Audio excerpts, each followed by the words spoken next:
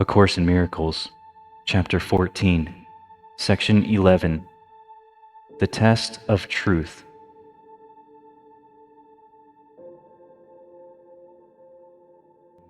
Yet the essential thing is learning that you do not know.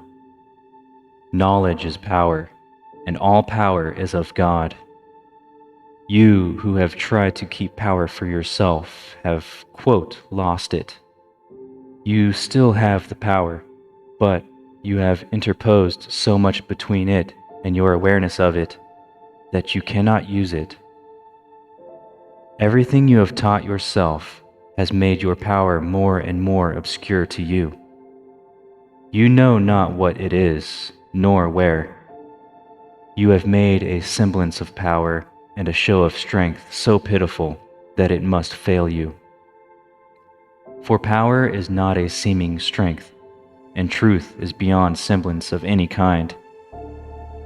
Yet, all that stands between you and the power of God in you is but your learning of the false, and of your attempts to undo the true.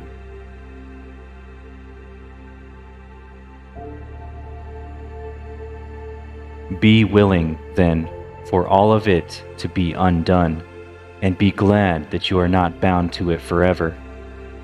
For you have taught yourself how to imprison the Son of God, a lesson so unthinkable that only the insane in deepest sleep could even dream of it.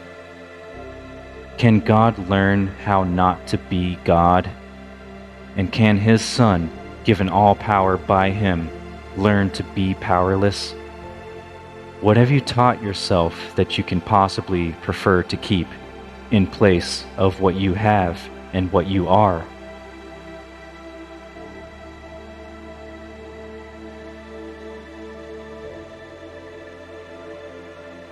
Atonement teaches you how to escape forever from everything that you have taught yourself in the past by showing you only what you are now.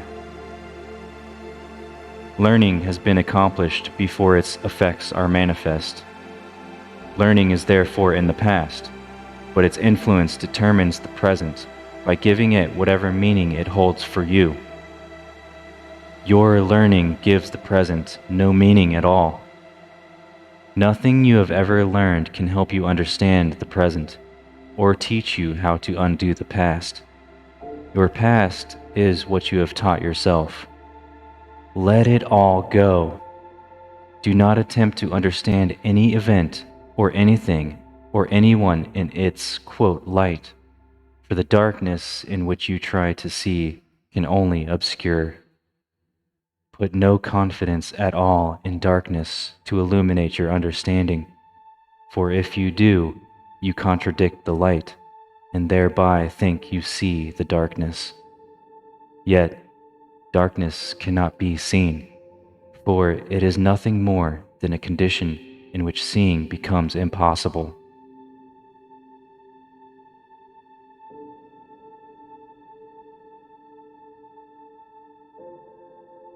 You, who have not yet brought all of the darkness you have taught yourself into the light in you, can hardly judge the truth and value of this course.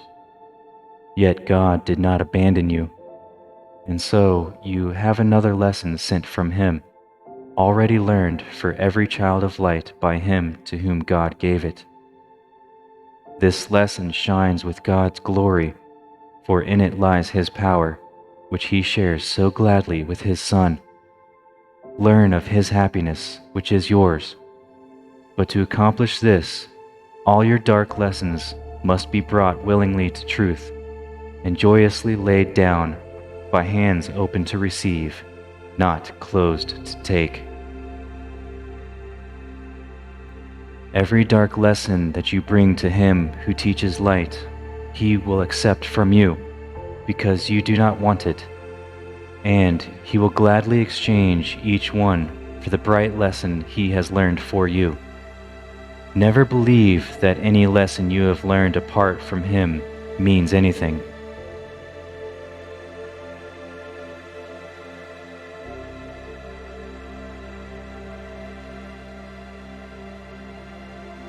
You have one test, as sure as God, by which to recognize if what you learned is true. If you are wholly free of fear of any kind, and if all those who meet or even think of you share in your perfect peace, then you can be sure that you have learned God's lesson and not your own. Unless all this is true, there are dark lessons in your mind that hurt and hinder you and everyone around you. The absence of perfect peace means but one thing. You think you do not will for God's Son what His Father wills for Him. Every dark lesson teaches this in one form or another, and each bright lesson with which the Holy Spirit will replace the dark ones you do not accept teaches you that you will with the Father and His Son.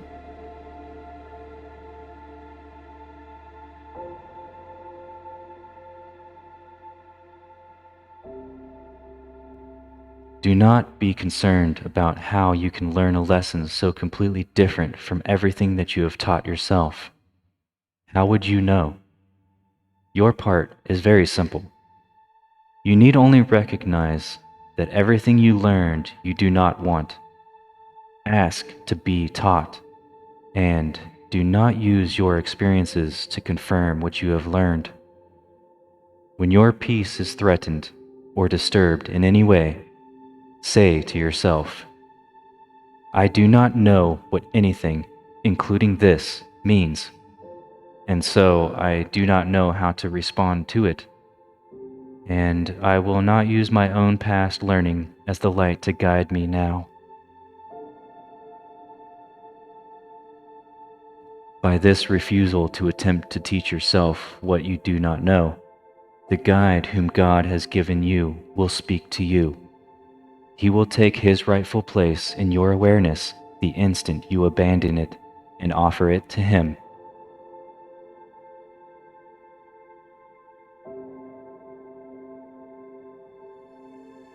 You cannot be your guide to miracles, for it is you who made them necessary. And because you did, the means on which you can depend for miracles has been provided for you. God's Son can make no needs His Father will not meet, if He but turn to Him ever so little. Yet He cannot compel His Son to turn to Him and remain Himself.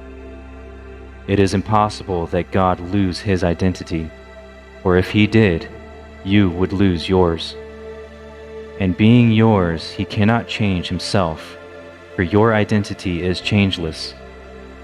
The miracle acknowledges His changelessness by seeing His Son as He always was, and not as He would make Himself. The miracle brings the effects that only guiltlessness can bring, and thus establishes the fact that guiltlessness must be.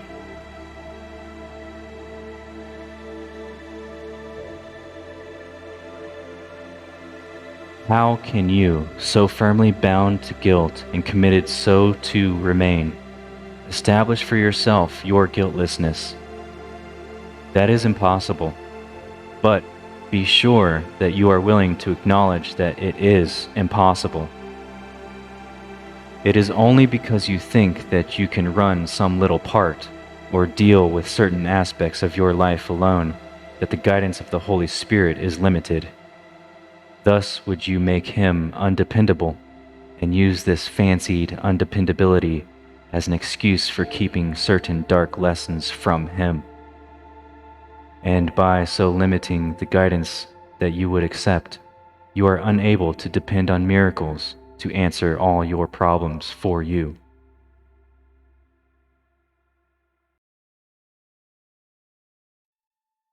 Do you think that what the Holy Spirit would have you give, He would withhold from you? You have no problems that He cannot solve by offering you a miracle. Miracles are for you, and every fear or pain or trial you have has been undone. He has brought all of them to light, having accepted them instead of you, and recognized they never were. There are no dark lessons he has not already lightened for you. The lessons you would teach yourself, he has corrected already.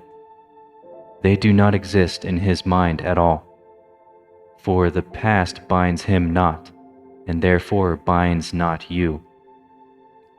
He does not see time as you do, and each miracle he offers you corrects your use of time and makes it his.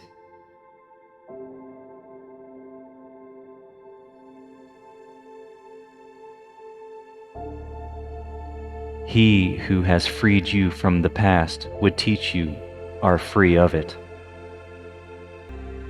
He would but have you accept his accomplishments as yours, because he did them for you, and because he did, they are yours. He has made you free of what you made. You can deny him, but you cannot call on him in vain. He always gives his gifts in place of yours. He would establish his bright teaching so firmly in your mind that no dark lesson of guilt can abide in what he has established as holy by his presence. Thank God that he is there and works through you, and all his works are yours. He offers you a miracle with every one you let him do through you.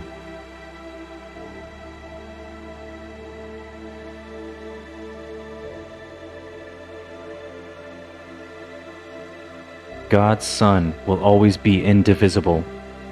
As we are held as one in God, so do we learn as one in Him. God's teacher is as like to his Creator as his Son, and through his teacher does God proclaim his oneness and his Son's. Listen in silence, and do not raise your voice against him, for he teaches the miracle of oneness, and before his lesson, division disappears. Teach like him here, and you will remember that you have always created like your Father. The miracle of creation has never ceased, having the holy stamp of immortality upon it. This is the will of God for all creation, and all creation joins in willing this.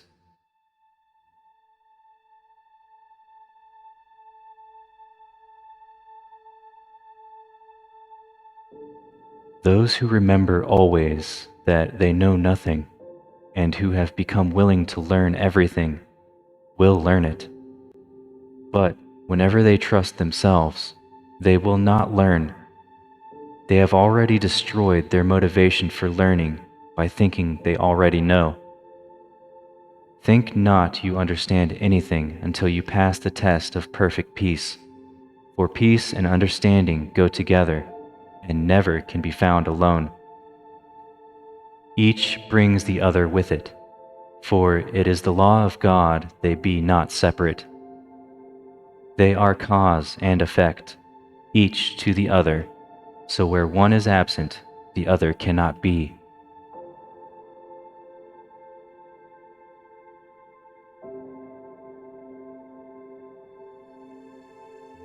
Only those who recognize they cannot know unless the effects of understanding are with them can really learn at all. For this it must be peace they want, and nothing else. Whenever you think you know, peace will depart from you, because you have abandoned the teacher of peace. Whenever you fully realize that you know not, peace will return, for you will have invited him to do so by abandoning the ego on behalf of him. Call not upon the ego for anything. It is only this that you need do. The Holy Spirit will, of himself, fill every mind that so makes room for him.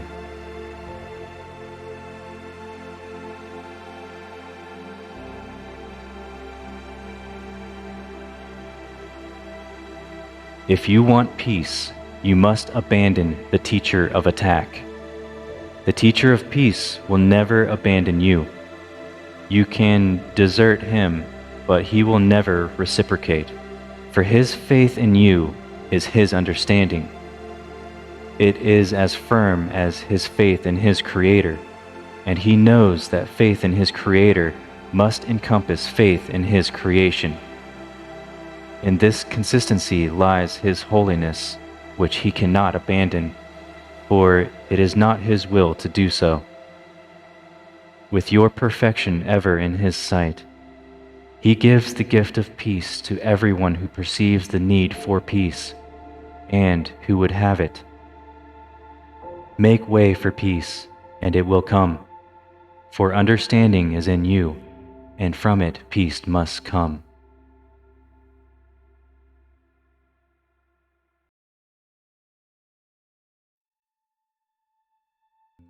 The power of God from which they both arise is yours, as surely as it is his. You think you know him not, only because, alone, it is impossible to know him. Yet see the mighty works that he will do through you, and you must be convinced you did them through him. It is impossible to deny the source of effects so powerful they could not be of you. Leave room for him, and you will find yourself so filled with power that nothing will prevail against your peace. And this will be the test by which you recognize that you have understood.